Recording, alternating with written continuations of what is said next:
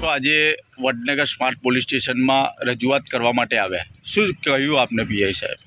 અમે સાબલિયા જે લક્ષ્મીબેનનો જે બનાવ બન્યો હતો ગર્ભાશયની કોથળીના ઓપરેશન અને મહિલાનું મોત થયું છે, એ બાબતે આજે અમે પીઆઈ સાહેબને રૂબરૂ મળ્યા અને સાહેબને કહ્યું કે આમાં જો પણ ગેરરીતિ થઈ હોય એની ઝડપીમાં ઝડપી તપાસ થાય અને આ પરિવારને ઝડપીમાં ઝડપી ન્યાય મળે એના માટે રજૂઆત પણ અમે સાહેબને કરી. સાહેબે પણ અમને સારો એવો સહકાર આપ્યો કે ઝડપીમાં ઝડપી આ બાબતે હું તપાસ કરીને આજથી જ શરૂઆત કરું છું તપાસની, એટલે ઝડપીમાં ઝડપી અમને ન્યાય અપાવશે એવું સાહેબે આશ્વાસન આપ્યું.